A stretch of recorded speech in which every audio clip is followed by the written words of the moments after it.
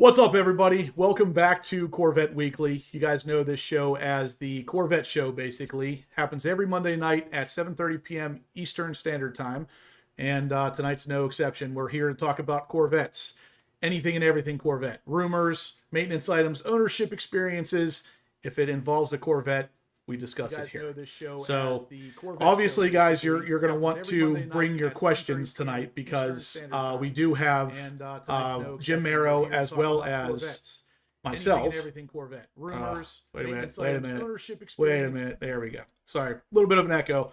But yeah, guys, we got Jim Mero in the house. We got Joe from Solar Performance. I'm going to bring them on in 1 second. They're going to discuss a little bit of what we've been doing with the vet exchange program between me and Joe. And then, of course, Jim is going to be here to answer all of your questions as far as Nurburgring track times, all the stuff that he used to do for GM. He's a wealth of knowledge, guys. So I suggest you use him as much as you possibly can while he's here. I did already in the past with the video that we put together a couple weeks ago. You guys know what he said for the Nurburgring time, what he speculates the C8 ZR1 time to be. We're going to discuss all of it tonight, only this time we're doing it live. If you guys have questions for him personally, he'll be here. So I'm going to kick it off. I'm going to send it over to Joe here. You guys know Joe, Solar Performance Joe. And then, of course, Jim's right there beside him. So say hi, guys. Whoops. Hold on. All right, Joe, go ahead again. Hey, can you hear me? We sure can. All righty. Well, thanks, Justin. Hi, everybody. And hi, Jim. Thanks for taking the time out and joining tonight. Much appreciated. My pleasure. Again, I'm honored to be part of this discussion. Awesome. So with no further ado, this week I'll talk briefly about two cars that we do have available through our HPO Vet Exchange. The first one is a stunning 2023 one owner 2LT Arctic White Coupe. We've got well over $107,000 invested in it and just 3,700 miles. You can see it's a really, really attractive build as Justin is showing that. I won't go through every benefit because I could probably talk for the next 40 minutes. But some of the highlights is the XPEL stealth wrap and ceramic coating, magnetic ride control, GT bucket seats, carbon fiber interior trim. You can see in the pictures, there's yellow painted calipers, suede wrapped steering wheel, stealth interior trim package, two-tone seats, carbon flash painted mirrors, stealth black cross flags, and the list goes on and on. You can check out all the details, and we do have the mods also posted, very tasteful mods, I might add, posted on the site. And then the second vehicle we have is the C5 Black, 700 horsepower and over 700 pounds of torque. Gorgeous car, mint condition, and looking for a new owner. So please do check out that one as well.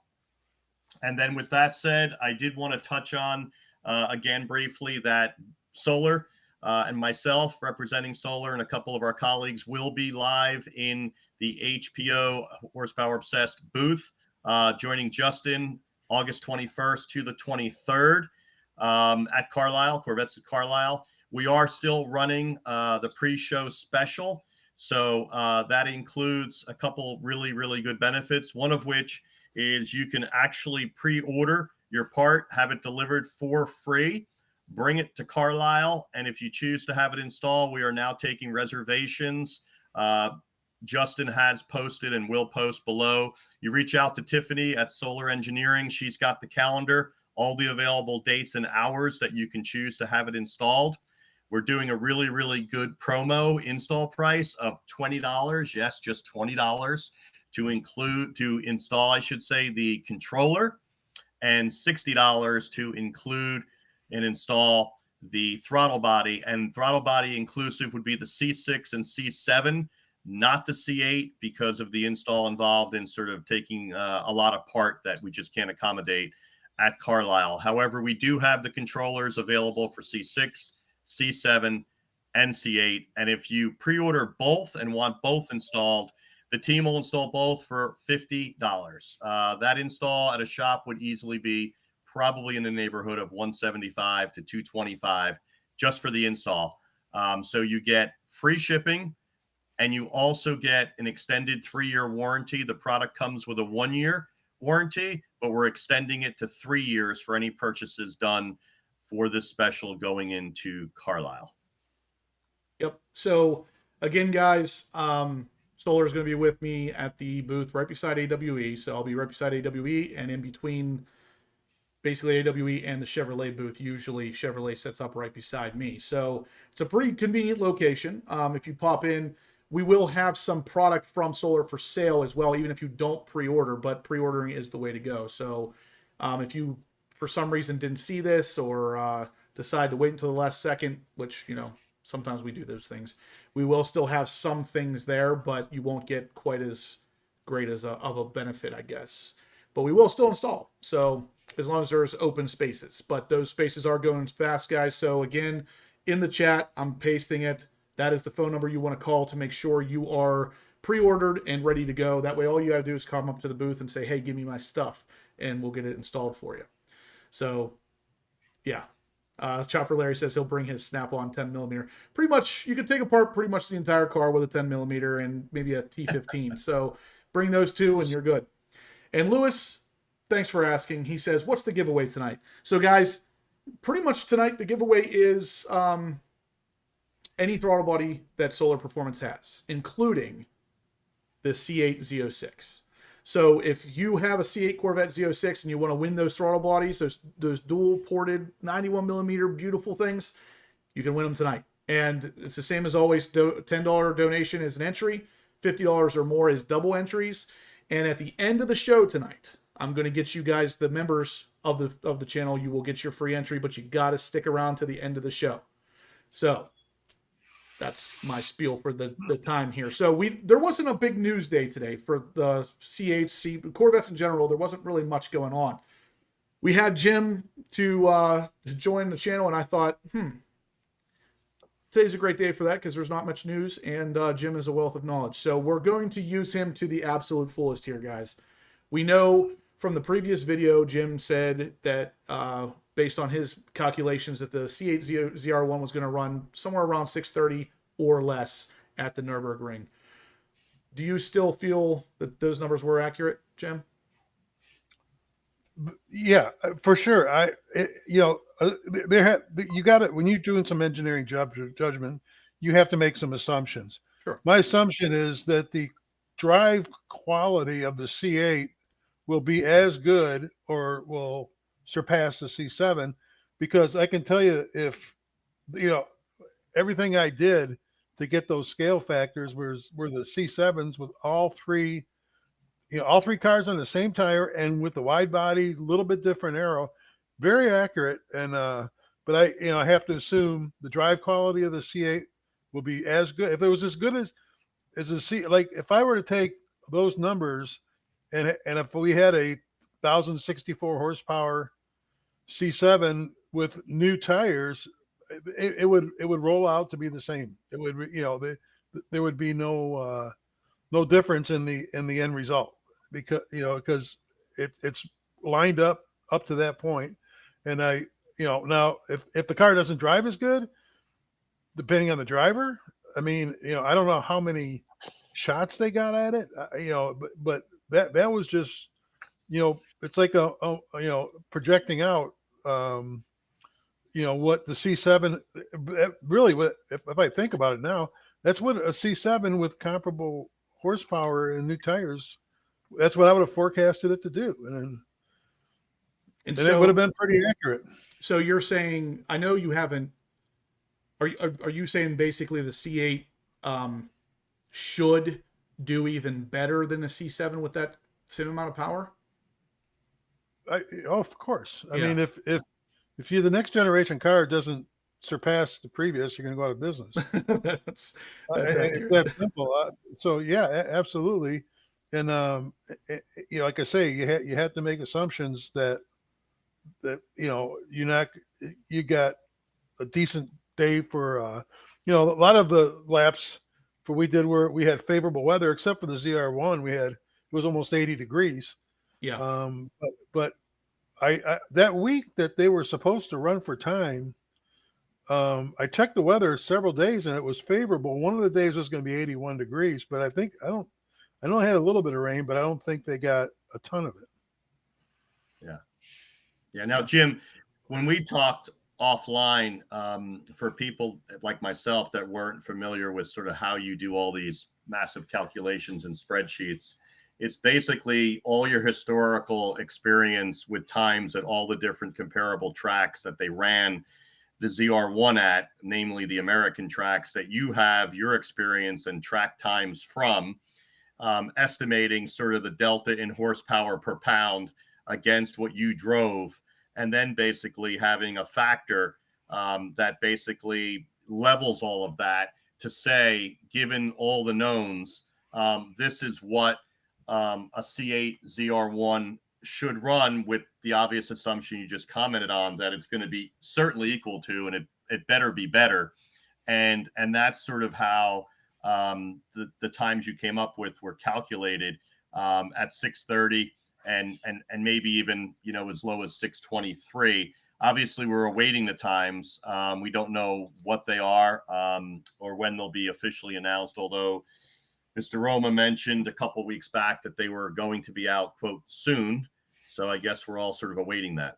Yeah. Okay. So first, let me start on the my initial, the 623, and I said I personally think 630 is more reasonable number.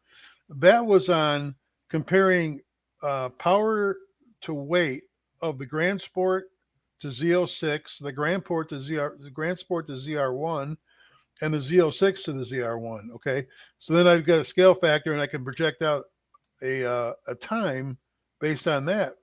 But also, I have another set of calculations. I think I blogged this on Jason's the channel shortly after. I also back calculate VIR times to Nurburgring times, and in the Grand Sport, the Z06, the C7s, and the ZR1. If you look at it, the scale factor of the seconds, Nurburgring to VIR, they're within 1% of each other on the C7s. Now, when I put those scale factors onto the C8 ZR1, it's not as favorable. It comes out to about a 640. So, either the car should have been a little faster at VIR, and that's using the full loop, because that Grand course, that Patriot loop is kind of like a big autocross course. I mean, the outer loop of VIR more represents what you might see at the Nurburgring, so I think that's more accurate. So when I look at, I think the C7 ZR1 we were 1 minute and 51 seconds, and the C8 ZR1 was 147. It's 4 seconds faster. I personally think that should have been a little bit faster, in which, just a couple of seconds would have put it down close to a 630. Okay, well, so, were you the one that drove the C7 ZR1 at VIR? Yeah, I drove all three of the cars. Okay. Yeah, Aaron Link, who's wicked fast. I mean, yeah. Aaron's really fast. Do you think he's as fast as you? He's probably faster. On some tracks, he's faster, no question about it. Okay. When we both went to a track, Laguna Seca was one I mentioned that, that Laguna Seca, I just didn't warm up to at all. And Aaron kicked my ass at Laguna Seca. So he's an excellent driver. He drives, his driving style is a lot like Randy Probst. Okay. He works that steering wheel like crazy. And he's wicked fast doing it. But I don't, I'm trying to, I had to, because that using the VIR to Nurburgring comparison didn't come out as favorable for the C8. I had to figure out why, right? Either, and it was either the car might have been capable of a couple more seconds at VIR. It's probably, and I don't know, my guess is they weren't there for days testing it. But something like that would be, because if you look at Road Atlanta, I think my fastest time, I never ran a ZR1 at Road Atlanta, but I ran a 129 in a Z06, and Chris ran a 22. ZR1 probably have been 2 or 3 seconds faster. So I think the delta between the C7 and C8 might have been bigger at Road Atlanta than it was at VIR.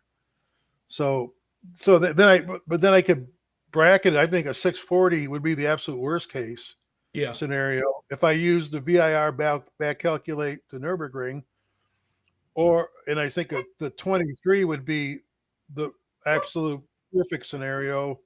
Drivers, in a good mood, he had a great run. Car, the only thing is I don't know how the car drives, so I've got to assume that it's improved from the C7. So there's no reason that it shouldn't follow that scenario either. Okay. So, couple questions coming in here. First off, and I know the answer to this, but I'll let you answer it, Jim. Kevin Horan asks, Jim, are you still updating suspensions for the C6s? Yes, I am. Somebody said, did you ever help Ferrari with their mag ride? No. So, I know. The only thing I'll say about this is when I do podcasts and stuff. I talk about mag ride was it was almost a gimmick on Corvette, in my opinion, because up until the C6 ZR1, it was just an option on the base car. Put this thing in there, flip the switch, and watch how the car. And I told Dave Hill that I wanted to use it to take a hardcore track car and make it a daily driver. And that when we set those records at the Nurburgring, that's when a ton of other automotive companies started picking up mag ride. Yeah. Ferrari, and I know some of them use their own controllers, but that was the only thing I did was say, let's put it on the ZR1 instead of having it as an option on the base car. Did you, well, since you're still doing them for the C6, can people mail their controller to you, or do they have to come to you physically? No. I have an exchange program where I have a stash of modules that I purchased through the years. I program a module, I ship it to them, they swap it out and ship me back the original. Gotcha. There is a core charge that's fully fundable, but that way they don't have to down their car. It's just one out, one in, plug and play. Perfect. Okay. Let's see. NBA Live says, Jim, how much does the aero factor into a ring time? Because I wonder how much faster the ZR1 would be with active aero, similar to the GT3 RS. Aero's pretty huge. Yeah. But you got aero's also drag.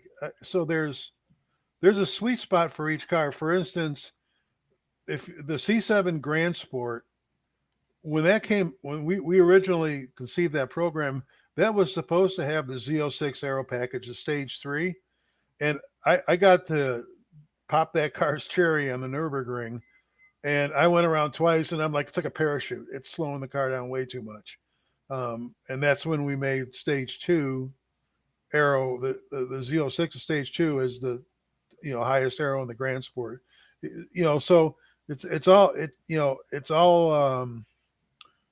all depending on the car's power. Now with active aero, all bets are off. Yeah. I mean, it's huge. So based on what you've seen so far, of course, none of us really have played around a lot with the new C8 ZR1, minus Joe a little bit. With what you've seen so far with that car, as far as the gigantic wing, the big splitter up front, this is going to be kind of a loaded question, but do you think that car, the current C8 ZR1 or the ZR1X, would have benefited from active aero? I mean, that's a no-brainer. So, I mean, of course, it's interesting because it was right after the ZR1 came out. All the engineers at GM were like bombarded with, "Hey, why doesn't this have active aero?" To which they answered, "It doesn't need it." So, where is that happy medium? Like, based on what you've seen of the ZR1, do you think that the benefit of active aero would be so huge that they made a mistake not putting it on there, or do you think maybe, maybe it wasn't necessarily needed for that particular? I'm not privy to the data of right. Drag versus horsepower.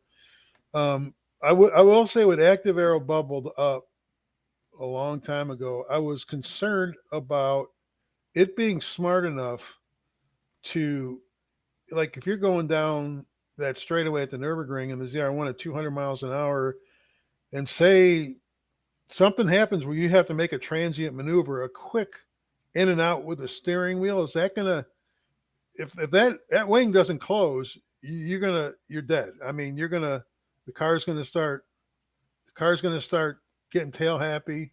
Or if in every single situation, is active arrow going to be able to respond to what the driver needs? Not necessarily when you're just running a lap. Yeah, you can open and close it when you want, but when something happens, and it's more of a transient maneuver, you're dodging something, or you're coming up and there's a big bumper on the track and you don't see it the last second, and you make a really fast transient maneuver where a lot of downforce on the back of the car might not put you into the fence. I never, I mean, obviously I retired and I never got answers to any of that, but I would think there's some risk associated with it, but I mean, having it is, I mean, it's huge. I mean, I can't even imagine how fast that car would be on a straightaway if the wing were able to open up. But like I say, my opinion, I don't know if anybody has it. This is all my opinion. Sure. That it can also get you into a little bit of a pickle. Yeah. I totally agree with everything you're saying there. So in your opinion, since you were privy to some of these discussions, years ago, were they talking at all about active arrow during the C7 or the C6, whenever you were working there? Was that discussion ever brought up? No. Okay. So I think there was a couple of cars we saw in the ring with active arrow, and that's when I'm like, they look skittish. There's some videos that Car Spotter Jaron or whatever his name is, or one of those guys took, and there was I think it was a Lamborghini, and it had active arrow, but he came through the bright side turns, and that car was skittish as hell. And that's when we started, amongst us, started talking about, well, it's got active arrow. I'm like, man, that's like, the car looks barely drivable with full arrows. Well, it was just discussions like that. Active arrow seems like a thing that's more so kind of a newer thing, especially people leaning on it reliably, in the last couple years. So in your opinion, then, do you think that something like this could be coming for the C8 platform at some point, that we might see some sort of active arrow? I honestly have no idea. That they weren't working on it when I left. What's interesting is I remember in 2018 and even 19, before the launch of the C8, there were all the debates that this was finally going to be the time that Corvette had active arrow. And here we are all the way through the ZR1 and now ZR1X being announced, and there's still no active arrow. So it does sort of beg the question to what Jim's saying, whether it really, the liability of it outweighs the benefit, perhaps, or maybe it's the C9 to be, or what have you. But it is pretty astonishing that we were having this conversation 7-8 years ago, and it still has not, showed up on a C8 Corvette at all. Let me tell you, the brain power and the technology are there. There's no, they can, if they wanted to do active arrow, they could do active arrow. And the reasons they're not, or the reasons they haven't, or maybe the reasons is in the next year, I have no idea. Yeah. It probably is a technology thing, because just like you're saying, Jim, if for some reason that thing doesn't respond the way it should in one quick turn, it could mean life or death. And to be honest with you, the way that the active arrow is set up currently, if it's a motor controlling the wing or something, I mean, those things can fail. And if they do, that could mean big time. You could have big time repercussions. And are they fast enough to react to a half second steering transient maneuver? Yeah, okay. I don't know. So last time we talked about this, so you said 630, at the time 630 was probably the worst case scenario. Now we're thinking maybe 640 based on some further math. What do you think for the C8 Z06? No, somebody asked me that I think 3 years ago, and I said it should be a mid 650s. And I went through the reasons. I said I think 10 seconds just in tires. Yeah. Then you got the DCT. I mean, and the Z06. I ran a manual. I only ran third, fourth, and fifth. The ZR1 we ran the automatic, but the Grand Sport was only 2 gears, and hopefully the performance traction got better. Yeah, it's just that cars, but it's mostly tires. I know what, like I say, this is one of my. I know what Lee Willard and Jeff Anderson can do in 5 months, let alone 5 years. It was the biggest thing, but there's a lot of other benefits in that car. DCT, the available gearing, keeping in the power band. Yeah. That we didn't have, and yeah, absolutely. And like I said, even if you just say it was a 704 car, it wasn't, a 704 car. That there's no reason I don't think that the Z06. I think I said 12 to 14 seconds better than a C7 Z06, and that would have put it at about 656 to 658. Yeah. All right, so let's shift gears here for a minute, pun intended. Jim, I understand you recently put the solar performance throttle body and throttle controller in your C6 Corvette. Yep. Tell us a little bit about how you feel about that. Well, let me just step through this. Since I retired, I was offered several opportunities to put my name on mostly suspension packages. But I always said that I got some integrity here. I need to either be part of developing it or at least evaluate it and realize it's a positive improvement. So and when Joe called me up and said, I've got this throttle body, it was from Solar Performance. I think I was still in Myrtle Beach. The Corvette was here. I was in Myrtle Beach, and I'm like, oh boy, okay, what do we got now? And and so and I told him, I said, I can't. He respected that, and I'll be darned if a couple of months later, when I got back to Michigan, and on my front porch was a throttle body and a throttle controller. And honest to God, I got it, and I got it, and it was a couple of weeks because I was so far behind that I put it in.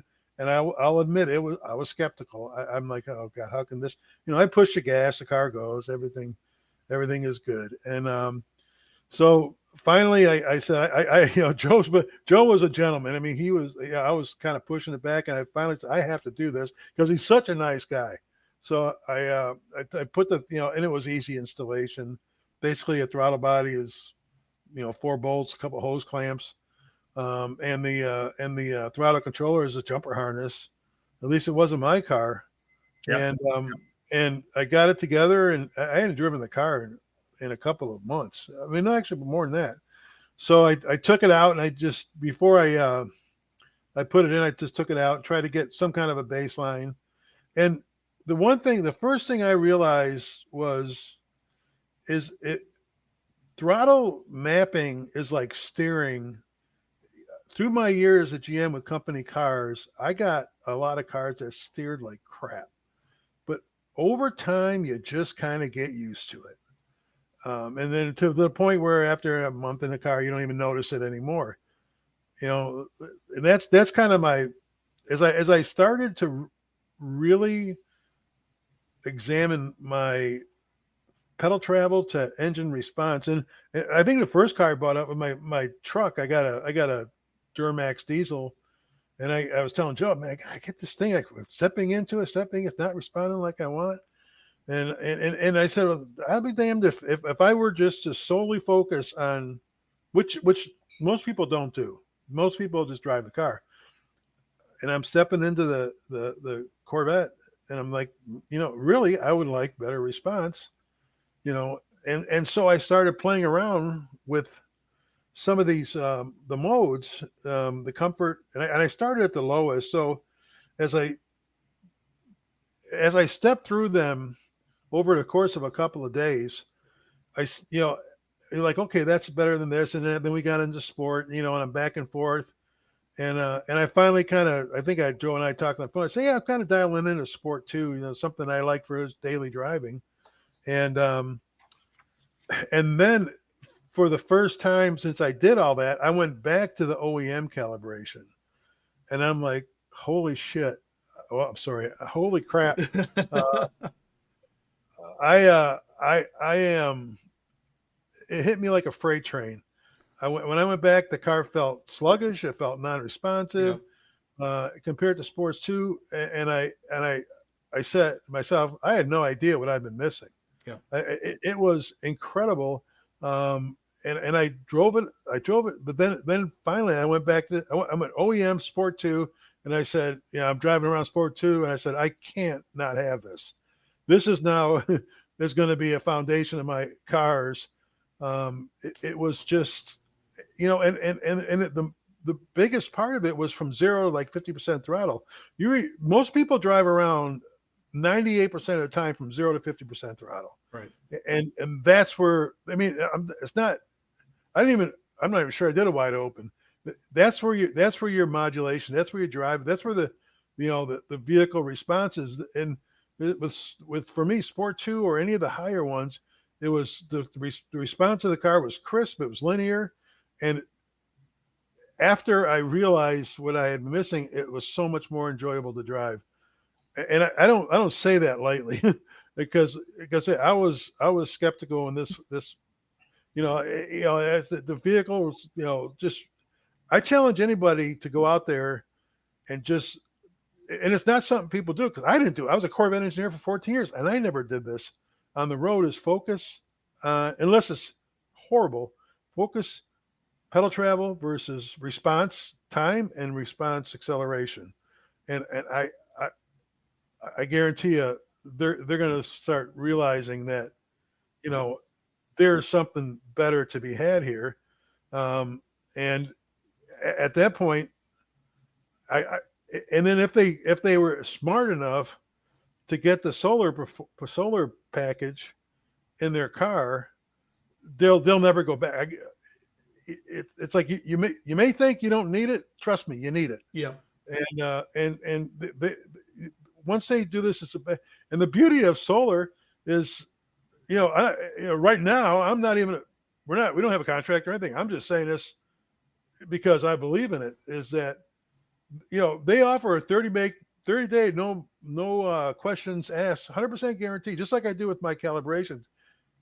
You know why I do that? And I know why they do that. Because you're not going to send it back, because you're going to realize what you've been missing. Yep. And you're not going to send it back. So, it's and then I started thinking, oh, good. In September, I'm going to take my car down to and as far as I'm concerned, the best roads in the world for high-spirited driving, better than Tail Dragon, better than Rocky Mountains, better than Virginia, and in Ohio. And I can't wait to get down there because there may be a mapping that I don't, okay, I like Sport 2. Maybe on these roads I like Sport 6. I'm like, right. But you can change I can have based on both. the road. Yeah. I can have both. And I can't wait to go down there. And then that led me to start thinking about everybody who gets enhanced horsepower, which is like everybody in Corvettes. I mean, when I update cars, I would say 70% of them have been some kind of horsepower update, or in Texas, there's no ZR1 under 100,000 horsepower. Well, they're driving around with OEM throttle mapping for 638 horsepower. These guys, and shame on me for not even knowing it existed before Joe called me, but these guys do not know how much more they can enhance their driving experience. I don't know, tens of thousands of dollars they put in these motors. And what are your 3 contact points with the car? Steering wheel, the seat, and the pedals, right? And I, as a development engineer, I did my best to make sure the steering was good. The seat, after 12, Corvette seats weren't bad, but you go buy another seat, bolt it in, and the last thing is the pedals. And this is the way. And again, you don't know what you don't know. You don't know what you're missing. But with this 30-day money back guarantee, you got nothing to lose by finding out. So it's a I didn't think I would be this enthusiastic about it when I'm like I told holy Joe, you have to believe this. Yeah.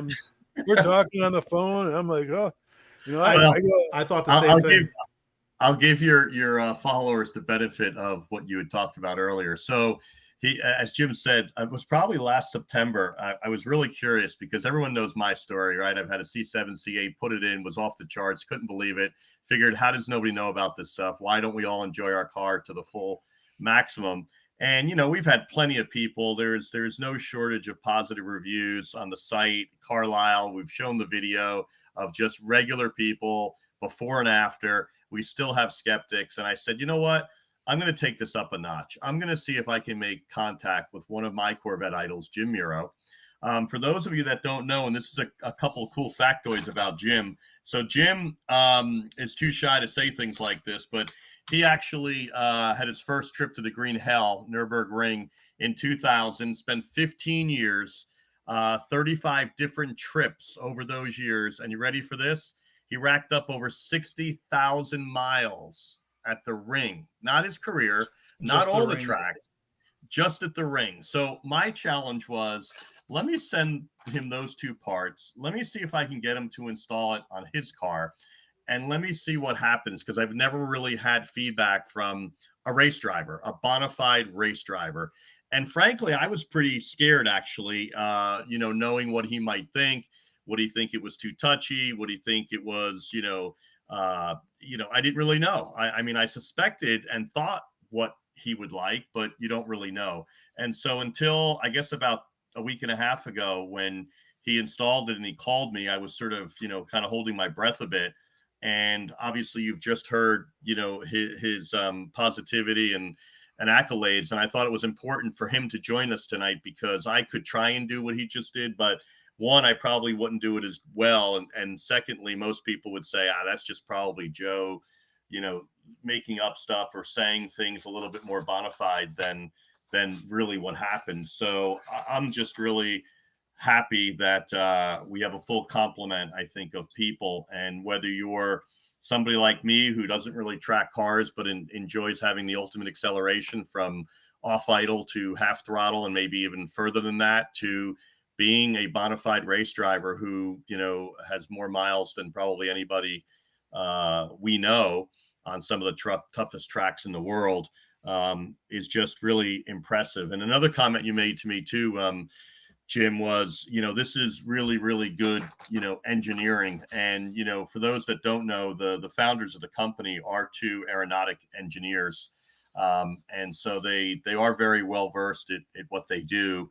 And Jim, being an engineer himself, I think had a really good sense for that and appreciation. So Jim, I don't want to put words in your mouth, but if you want to touch on that at all. Well, when I think about what I do for suspension, and what Solar's doing, it's becoming one with the car. It sounds like a cliche, I know, but it's the throttle mapping is almost subconscious. But now, it's like if I can tell it from a guy who tuned for the masses. You can't please everybody. It's just like being able to give you 20 MR cals and you just figure out which one you want, because you're customizing the car to you. Some people may like like you like Sport 5, okay? You like a little more aggressive throttle than I do, I'm the ex racer, but this has the capability of just customizing the car to the driver like nothing we've offered before. I don't know of anything else where you can not only map different driving styles, but there's, like I say, everybody's got their own. I got people driving around in track and in Super Sport Plus, and not because they track the car. That's just where they want it, and and it took me a couple times back and forth tuning it, giving them calibrations, and until I finally found their sweet spot. And I'm like, this is where he wants to be. And the same with, I mean, I guarantee you, like I say, I challenge anybody who's had their car modified, pay pay really close attention to response versus throttle pedal travel, and tell me you don't think there's something better out there. And I guarantee you, it's right here. Right. So, guys, keep in mind we are giving away a ported throttle body tonight from Solar Performance. So, one of the reasons outside of the fact that Jim is a wealth of knowledge that we invited him on the channel tonight was because of his experience with this. And we've been bringing on different people that are, just in the grand scheme of things, just users of the product, so you can see an unbiased or hear an unbiased opinion, and you don't have to worry about anybody being paid to say something. And Jim was just another one who recently got to test it out and had some nice things to say. So we brought him on here to give his opinion. That's more of obviously a driver of the car. So again, you can win one ported throttle body tonight, even for the C8Z06. The entry fee is $10 for one entry. $50 or more gets you double entries. I will get the members free entries at the end of the show, so make sure you stick around till the very end. I'm going to get you in there as well. But in the meantime, we have some pretty big entries. Right now, Kevin Reynolds is leading the pack with 60 entries, guys. So if you want to try to win this, and really you can win a throttle body, any throttle body that Solar sells currently can be won here. But the big one, of course, is the C8Z06 being the dual throttle bodies. They are up for grabs tonight. So let's do it. But anyway, guys, that was kind of Jim's take on it, and he's still here. So if you guys have any questions about any of the tracking that he's done, any of the Nurburgring driving, obviously he was very involved with the C7 development. I don't know a lot of you guys in here have too much on the C6 end of things, but if you do, he was involved in some of that as well. So you were not involved with the C5 though, right, Jim? No, I drove. I was actually the first one to drive the C5 around the Nurburgring, but that was I don't know if you want to get into another story, but my first trip to the Nurburgring got extended by a week because Dave Hill wanted data on the C5. Gotcha. So I got to stay and do it. But I guess the only thing I'd add to what I said before is, this is not now. This is part of the conspiracy theories. At first, I thought they did really good because they were taking an awful long time to make a video. I thought, okay, I got some street cred here because they're going to back up what I predicted. But it's been too long. I don't know what they're doing. I heard Roma's comments, and when he was there's nothing. That's exactly what if you read that Road and Track article that I did with those guys on why we never posted a C7 time, it's all there. But I know they got the weather. I know they got a clear track. As far as you always, when you post a video, you always have to pay for it.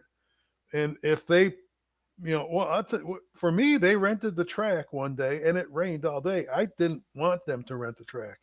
They rented the track prior to my 2 week of industry pool. I don't even know how much it cost. Every turn had a turn worker, and they sat there and it rained all day long. The only thing we did was we went to the bottom of the foxhole and looked up backwards to say, okay, wow, that's steep, So, it's nothing's changed. It's just that if you get the opportunity, you gotta get it done. Well, so, I think we all thought that, with that video that came out of the Green Hell. Yeah, we were going to get something. That we were going to get something, and it was going to be maybe July 4th, and it was going to be a great, resounding possible record. And based on, Jim's forecast, it all seemed like it absolutely could happen. And then when I started reading and rereading, what Roma was saying when interviewed, I started to think the following, and that is that seems like he's tamping down expectations of a record. And he keeps talking about the Mustang GTD, which normally in business you never talk about a competitor from a product marketing point of view, because that's just taboo. And he went out of his way to talk about how much money they likely spent and how much track time, this, that, and the other thing. And the only thing I can think of is the reason why he might do that, and this is just my total speculation, is maybe they did beat that number. And when they do announce this, and he says it's coming shortly, it tamped down the record, but it's going to hopefully say, but we didn't spend anywhere as much time, than they did, and we still stomped on, that number. I don't know if any of the above is true, but I think we're going to find out something, because he went away. This is flashback to C706. I think we may not find anything out. Really? So I would agree with you, Jim, other than the fact that they put out a teaser saying this number's coming. Yeah, I think, but I bet this may have been some overzealous marketing guy, man.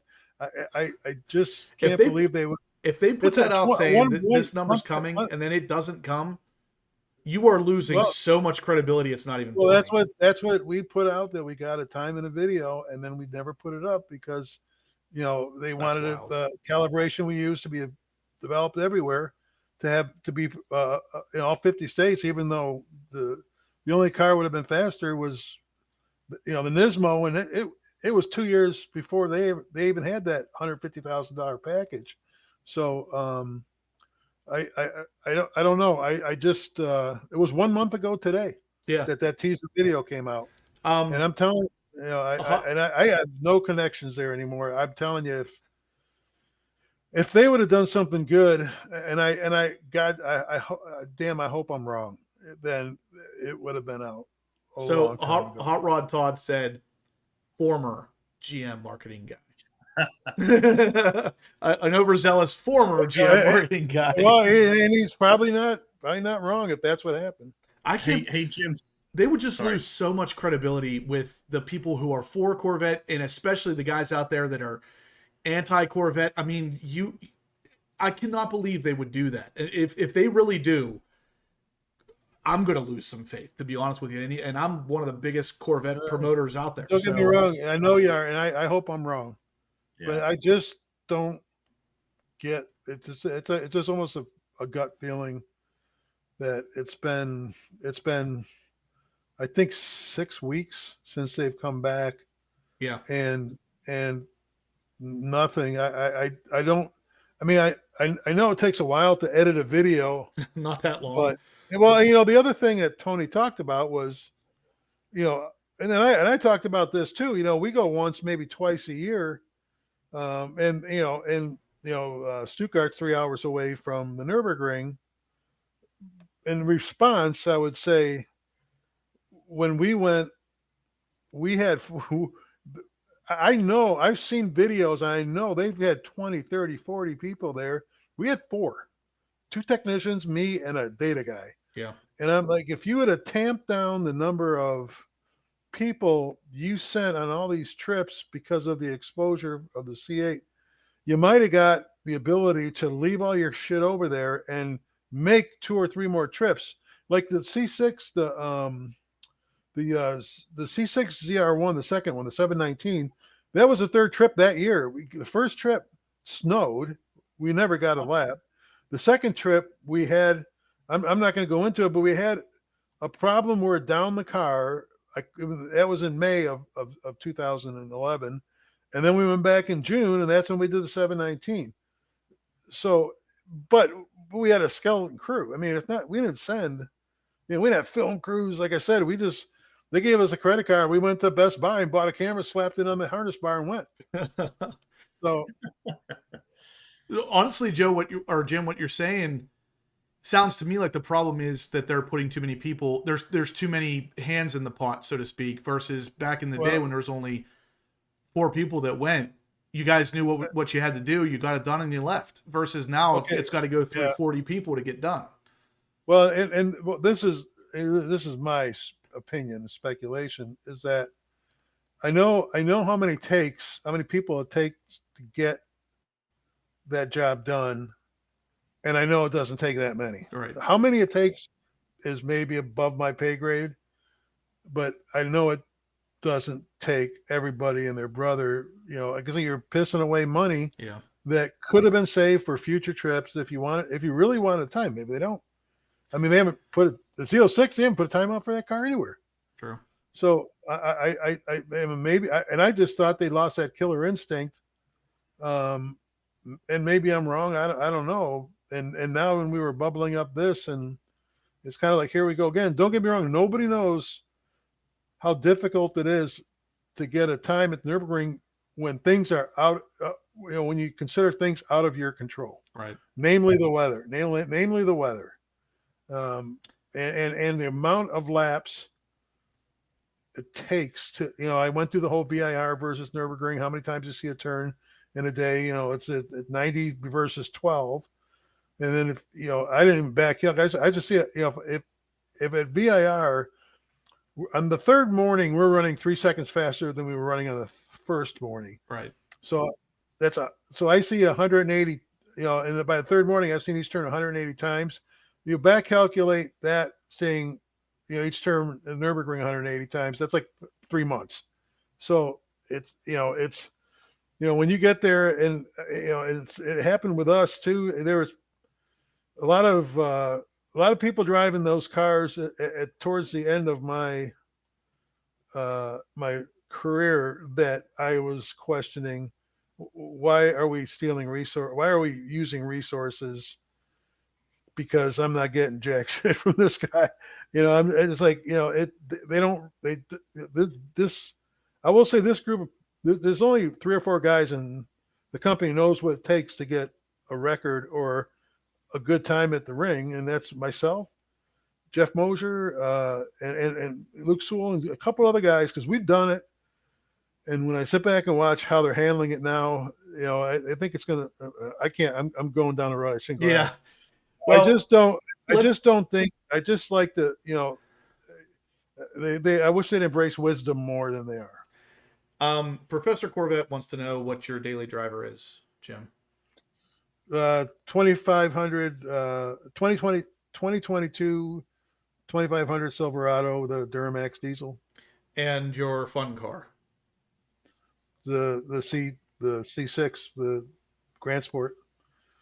And if I could have any car, it'd be a C7 ZR1. But I'll never be able to afford it. That baby right there. Well, there you go. Justin can connect you with that. Yeah. Right, Justin?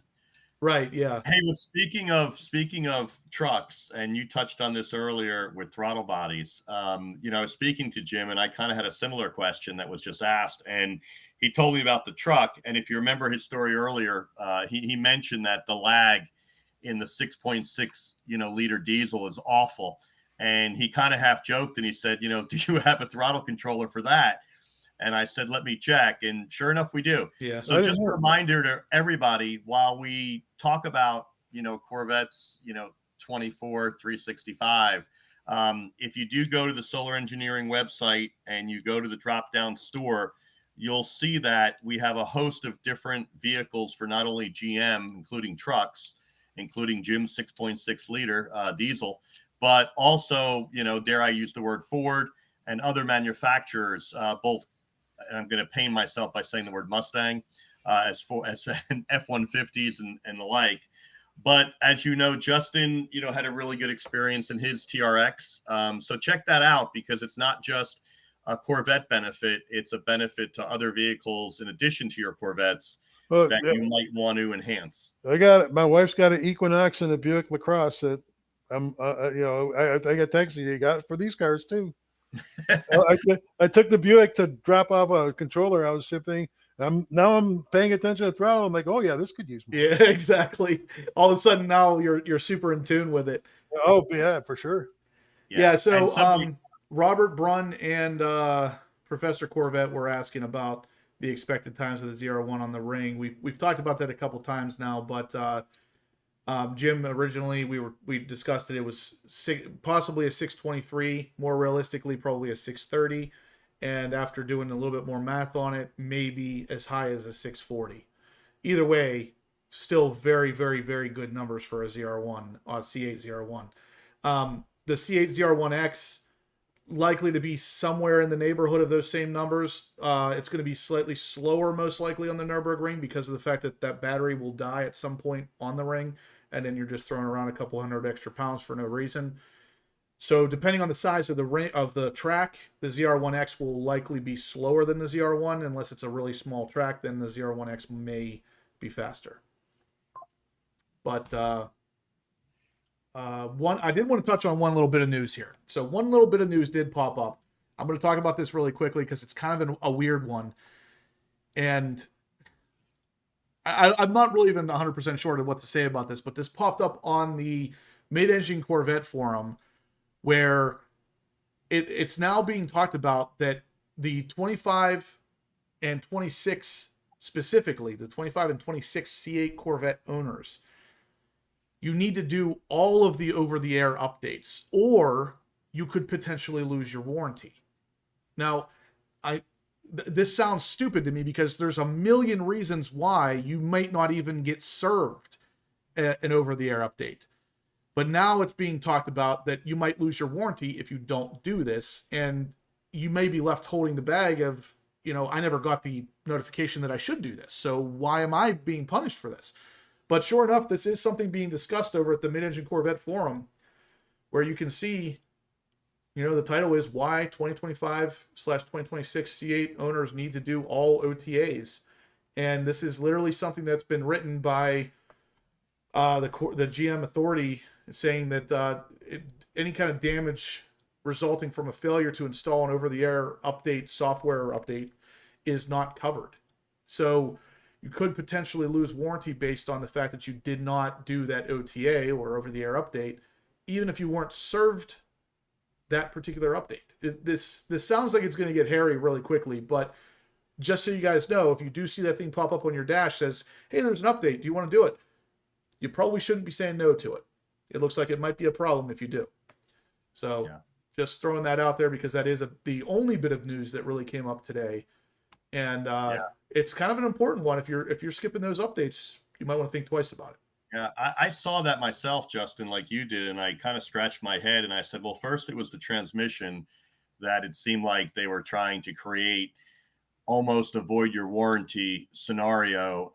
However, that one, we all know, they sent out in a documented letter to all owners. So they can't claim, unless, they moved or never got it delivered to their house, right, that they were notified.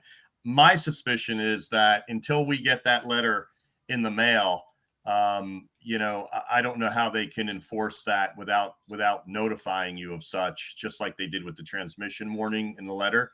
So I'm kind of waiting to see if we get a letter, and I don't know, it's just a bit bizarre. Every time I see these kind of things, I wonder, is this somebody at GM that just like shot their mouth off before really checking with the attorneys and stuff? Because there's almost no way that they could enforce that, because there's a million reasons why you wouldn't see an OTA. My 2023 Z06 I had, and then maybe the new car that I have, neither one of them, and actually even my 2020, I got one OTA update on my 2020. Other than that, I never saw one single update come into either one of those cars. Not one. Unless I went to the dealership to get an update, the software in those cars was never updated. So I know for a fact that there was updates that I should have gotten that I never got. Unless it did it totally sitting by itself and I didn't notice it, that would be the only way that those would have come through. But even then, I think you have to agree to them. And I was never served anything like that. Right. Yeah, so that sounds like a recipe for disaster as far as I'm concerned, because it sounds like GM's getting themselves into some trouble with that. But that one kind of had my head spinning a bit when I saw that as well. Like, what's it about? It would almost have to be a certified letter, like, hey, hit yes on that thing if you don't, But we'll see. I did get another entry from Lawrence. Guys, I've gotten every entry so far for the throttle body. So if you guys are interested in getting that ported throttle body, which, like I said, tonight includes the C8 Z06. So both 91 millimeter ported throttle bodies for the C8 Z06. I actually had a question pop up earlier from Professor Corvette, and he asked if the 93 millimeter throttle bodies were available yet. Joe, I never heard of anything like this. How would Professor Corvette know something that I don't know? I have no idea, but Professor Corvette, he's always in the lead. Yeah, Professor Corvette, if you want to tell me where you heard of a 93 millimeter throttle body, I would love to know. Because as of now, 91 is the largest and probably going to remain that way from everything I understand. So, yeah, Chopper Larry, I know that's you. I'm just making sure everybody knows I got all of the names in the list so far. So if you want to get in on this giveaway, you're going to want to do it here pretty soon because we're going to be doing that, spinning that wheel here pretty quickly. Jim is still here for you guys. I don't want to just have him hanging out here for no reason. So if you guys have questions about anything that Jim could answer for you, suspension related things from the C6, C7, and speculation at least on some of the C8 stuff, he's here for that purpose. He's literally a previous GM engineer. I don't think we're ever going to get somebody who has the amount of knowledge that this guy does on the internal workings of GM stuff. So if you guys have questions, this is it. This is the time to ask them. I'm going to actually jump in there, Justin, and ask Jim a question. Do it. So one of your folks just typed in a question a little while ago, and it was actually a comment that they had installed the throttle body and the throttle controller is up next. Jim, you obviously installed both. As most people are aware that with the controller, one of the features or functions is just with a touch of your finger, you can go back to OEM and you don't have to disconnect anything. You don't have to take the part out. You can literally replicate the OEM settings. So Jim, when you were driving the car with the throttle body installed, and then you actually drove it with the additional controller on, if you will, and then went back turning the controller off. What we like to tell people, and I'd be interested in your read, is that, one, obviously the controller is really an electronic change and the throttle body is a physical or mechanical change. And the two are devised to work in tandem because if you're letting more air in, but as Jim eloquently said, you have the same path, of throttle response, then, there's sort of a bit of a mismatch there. So Jim, what were when you were flipping back into OEM, what were your observations of the way they're paired and the way they were sort of complementing each other, if you will? Well, I guess it's paired obviously is the cat's what. One without the other is like kissing your sister. I mean, you really need them both, and it's a different car. I mean, I don't say that lightly. Quite frankly, I've seen a lot of the installation videos. I didn't want to be that guy who's just. I'm telling you, this is it's the first time I've ever done this since I retired. That the two matched together were just harmonious. And I can't. I'm not giving either one back. and it's funny, when I first called you last September, Jim, I was trying to be somewhat respectful, and I didn't want to use the words that you just used, like it's night and day and trust me and all those things, because obviously it just sounds ridiculous, on a first call. But I've had the same experience in a C7 and C8 personally, and I'm just proud that we can give people the enjoyment. Yeah, and you look at the price, the bang for the buck is incredible. It's not like you're dropping $10,000 to make maybe $10,000 worth of better driving experience. It's a couple $100 for each one. I mean, it's nothing. Yeah. For you, the bang for the buck is right up there with the magnetic ride cows. All right, so I have a couple questions that popped up. I do like the fact that you said you're not giving them back, though, Jim. That was funny. Professor Corvette says, what does Corvette need to do to basically have the best time ever on the Nurburgring? Ever? Well, I mean, basically beat the number one car currently, which is around 620 something. I mean, I know what I would have done, but I don't know what they've done. I haven't driven the car. Okay, I will say this because it's public. When they came out with their tire tuning strategy for the Z06, I just shook my head. That's a big mistake. Because if I don't know if you ever saw, there's videos out there on it that they were trying to. This is going to probably go. I don't care because it's true. Um, they wanted to bring the lap times up at the end of a tank of fuel because there was like over a tank of fuel. Now they showed some data that I questioned. I looked at some of my data, and maybe over 15 laps, I dropped. I think a 3.5 second drop off, which is nothing compared to like a Formula One tire. I mean, it's an expected drop off of any kind of race tire. Now their strategy was um, to bring that back half of the so we don't have a 3.5 second drop. We have a 1 second, maybe less. I'm not a tire designer, but I'm pretty sure that when you do that, you're dumbing down the tire at the beginning of the run because you need to construct it so it has more grip at the end. You just can't have everything. You can't have, oh yeah, we're just going to bring the whole thing up 3 seconds. You don't do it that way. But when you do that strategy, you lose max lats. Max lat is C6, C7, Z06, the C8, Z06 are the same, 1.2 Gs. You lose shootout laps, you lose figure 8 times, you lose fast laps, the Nurburgring, and the customer, a 95th percentile. Well, first of all, 95% of the customers don't track the car. 95th percentile customer would never even see the benefit of that decrease in lap time, because once you get below 95th percentile, your lap times are 3 or 4 seconds slower, but you never see the drop off. So when I saw that, and like I say, I'm not telling you any secrets. There's videos out there on how they explain how they're doing it. There's no way you're going to bring up the back end of those laps without sacrificing the front of it, and the numbers show it.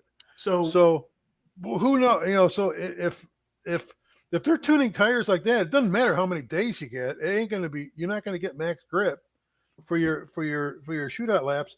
And the customer is really seeing no benefit. I mean, because first of all, most of them don't track the car. Second of all, you got to be a 98th, 99th percentile driver to realize this 3.5 second drop off, which is totally acceptable for any kind of tire. But you're sacrificing all that for, okay, I set my fastest time on the last lap. Well, good, because we're running 750s or 650s at the Nurburgring.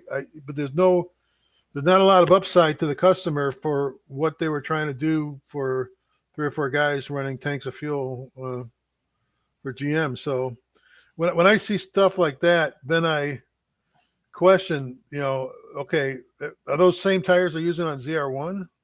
Yeah. Well, if you're dumbing down the tires, what I say the most important thing was tires. Yeah. That's your big knob. That's your heavy hammer. That's what you're doing. They're running on the Z07 and the ZR1 ZTK car. It's a Sport Cup 2R. Yeah. Now I don't know, but there could be construction changes in between them. There was an update to the ZR1. Well, right around the time the ZR1 came out, they updated the compound of the Sport Cup 2R and the Sport 4S tire. I hope they address that, because when I saw the Max Lat come out, the same as C7, on a tire we developed in 2014, I knew something was wrong. I'm guessing the answer might be the same here then. Stephen Rapp says, what do you think is the biggest negative issue with the C8 in general? Not having driven one, I can't say. I don't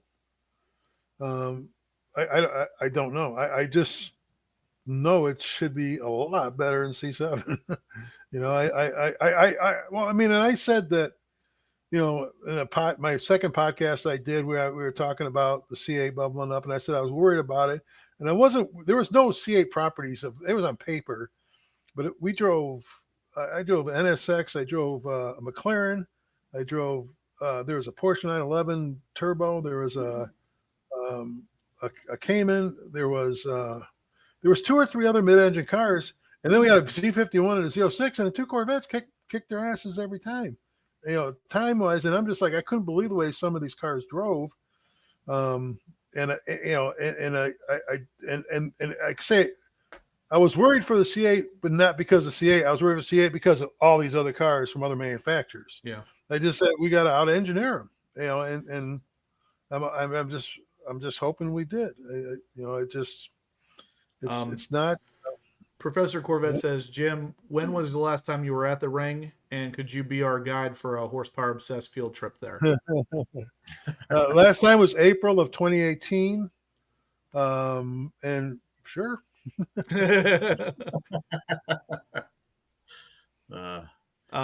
NBA Live says, Jim, how long did it take for you to master every corner at the ring? That's a great question. It's I went there for 18 years, and I've got laps of videos of laps that I did early on, and even you learn these little idiosyncrasies of the ring. It's like even as far back as the C6 719 lap.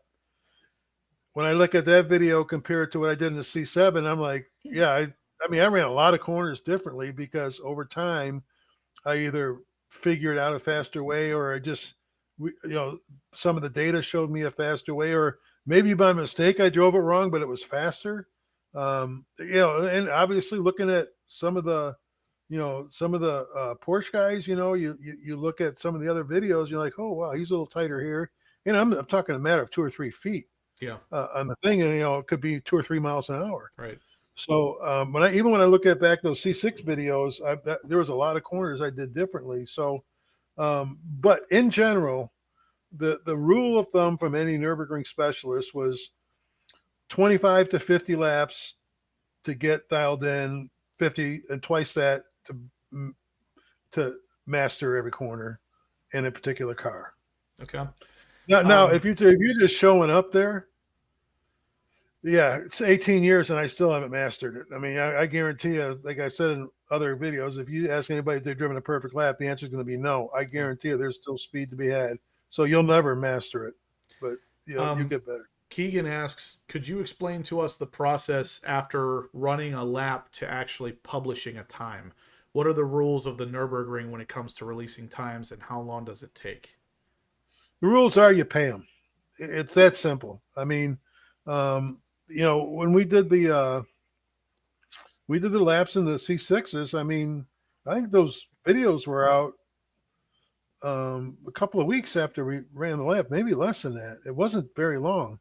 So the Nurburgring does charge. I back then it was 35,000 euro maybe to publish for a manufacturer. I could, if I went over there right now and just ran around during public lap, I could put a lap now. But for a manufacturer to put out a lap or a record lap or any kind of lap, you have to pay the Nurburgring. It's not cheap. Nothing at the Nurburgring is cheap. Okay, that makes sense. So and then after that, it's up to you how fast you want to edit a video and get it out there. Jim, what's the fastest straightaway speed you've ever hit? Yeah, 214 on the Autobahn. And what? a low wing ZR1. Oh, nice. So you actually the top speed was 214 going with the wind, if I remember correct, right? I can't remember. Yeah, something like that. I can't want to pull it up. I got a picture of doing, the PDR says 214. I'm passing a car. That's awesome. So it's one thing to hear GM release that as their top speed, but another to actually have somebody who did it. Oh yeah, absolutely. So when you think about 214 to 233, as amazing as 233 is and sounds, when you really think about the generations you're talking about and the difference in horsepower, I guess it's a little less daunting. Yeah, I mean, 230. It'd be cool to go with 233 on the public road, but it's fast. I mean, I know they were over 200 at the kink on the back straightaway in the ZR1.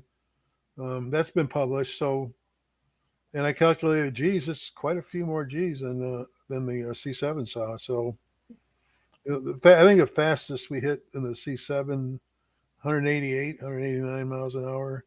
And then I think maybe 175 down the foxhole. So the ZR1 was really that much faster. The C8? No, the C7. Yeah. Well, the C7, I think maybe 187. So Okay. I mean, 13 miles an hour at those speeds, because aero drag is exponential. So if it really went 13 miles an hour faster with the drag, it's pretty impressive. Yeah, it definitely is. All right, guys. If you're liking the content so far, smash the thumbs up button. Again, we are giving away a set of ported throttle bodies for pretty much whatever car you would like to choose, as long as Solar makes it. But it is including the C8 Z06 as well tonight. So pretty much anything on their website, as long as it is something they make, it would be available. So get in on this, because we're about to do the drawing. So a $10 donation is an entry.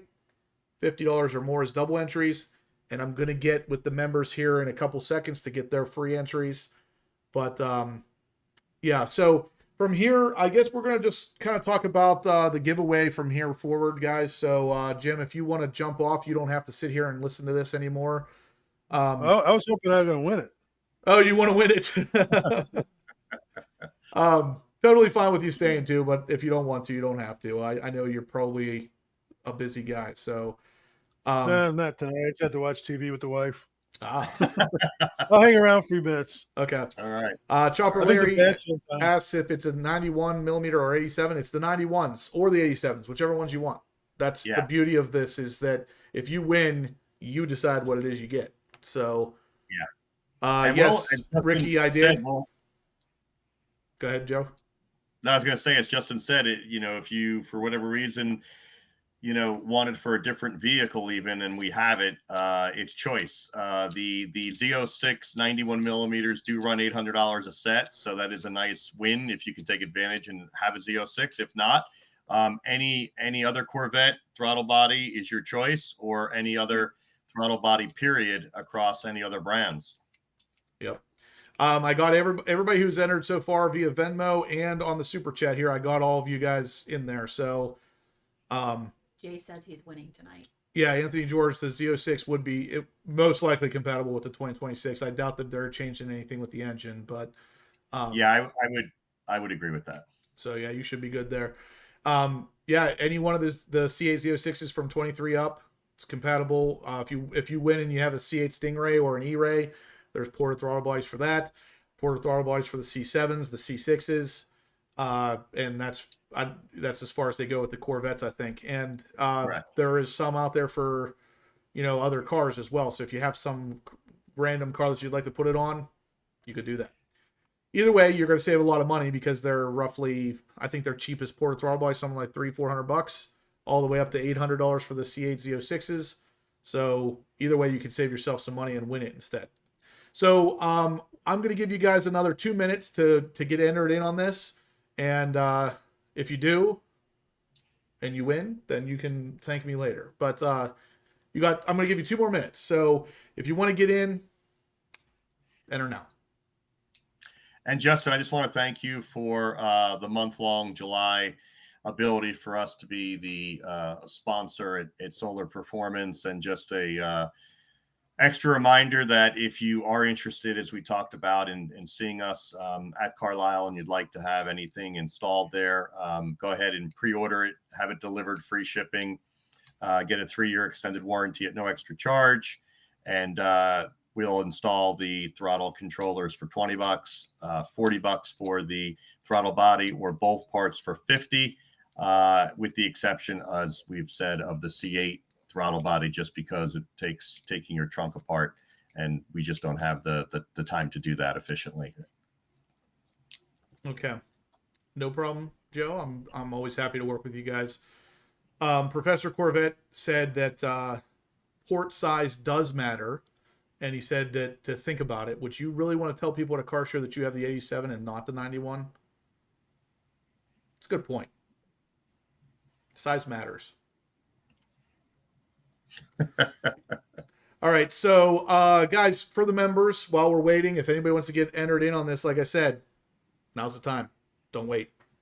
For the members, right now, I need you to type number 1 in the chat, starting right now, and then I'll get you guys added in with your free entries as well. So anybody who types number 1, as long as you're a member, you'll get added in 1 free entry. And yeah, David says he can do it without taking the rear end apart, but I'll be honest with you, David. You're probably the only one. I tried it. I gave it my best effort. Couldn't do it. Yeah. I really did not want to take my intake out. I had to do it. Yeah. David can share his secret next week on how he was able to get the rubber flex hoses to bend enough, because people have tried it, and it's pretty difficult. On the Z06, that is. C6, C7, as Jim said, it's literally 10, 12, 15 minutes. 4 bolts. You just have to take the clips off the boot, disconnect the ECU, unplug it, put it all back together. C6, C7 is very easy. Yeah, the C7, it was easy once we realized you had to use that spacer. Yeah. And the C7 and C8 throttle controller, for those of you, is there's enough videos out there now that, I mean, I'm not a magician, and just because I've done so many in my Corvette club, I mean, I can even do it now in probably 12, 13, 14 minutes. First timer takes a bit longer than that. The C6 is a little bit more challenging, not because it's really, really hard, as Jim can attest to, but because you kind of have to drop the console underneath the steering wheel to get at the connector, unlike in the C7 or C8, where it's located right down at that gas pedal.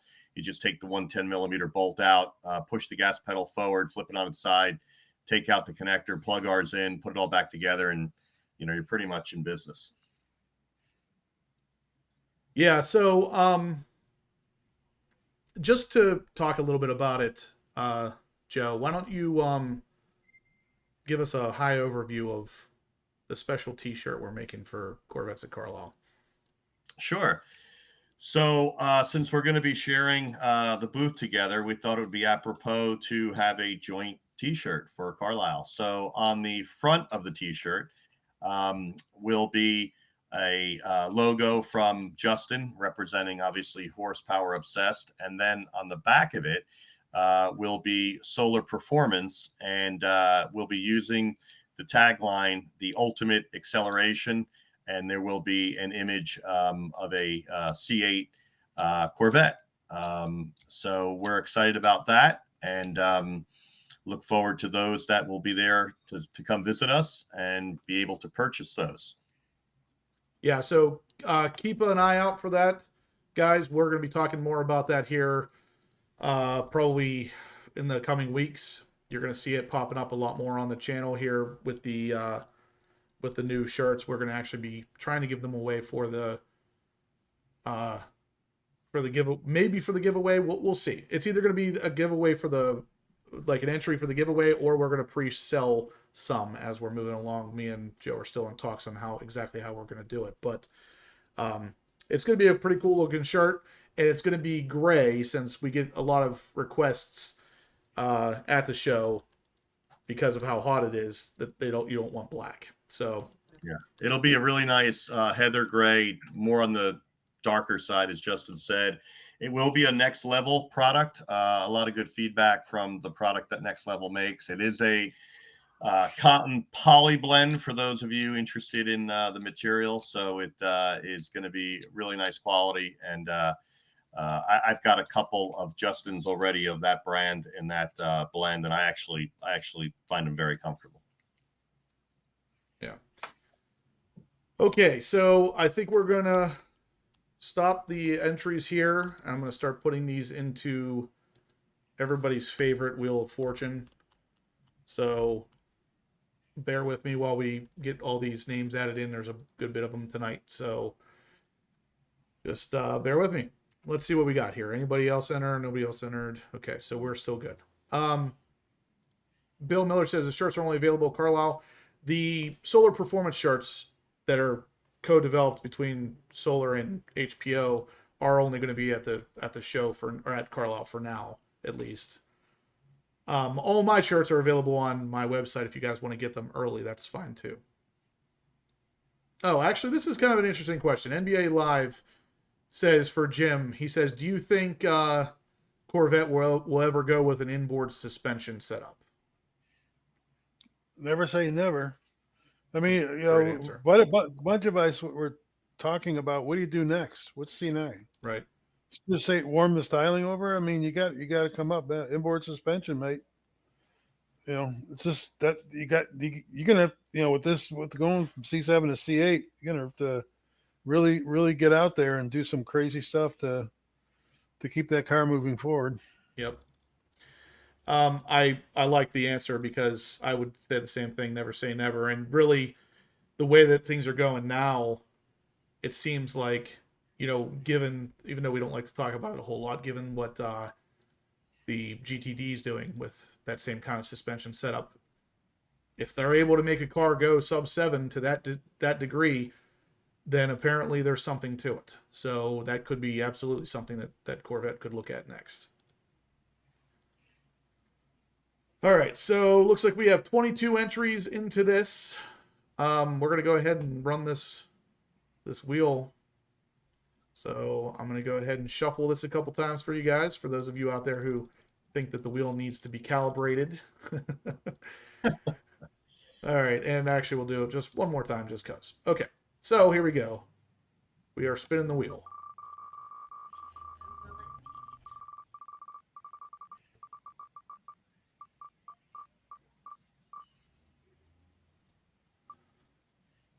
Oh, look at that. Well, looks like Steve Robertson. Yep. There you go. So, Steve, if you're still in the house, shoot me your information. Same way as usual. Email me your name and your email address, and I'll get that sent over to Joe, actually. And he'll get you... Well, oh, yeah, let me know which car you want the throttle body for. I guess I should also go with that. I don't know if he has a Z06 or not, actually. Steve, what car would you want this for? I'm kind of curious now because I don't think it's a Z06.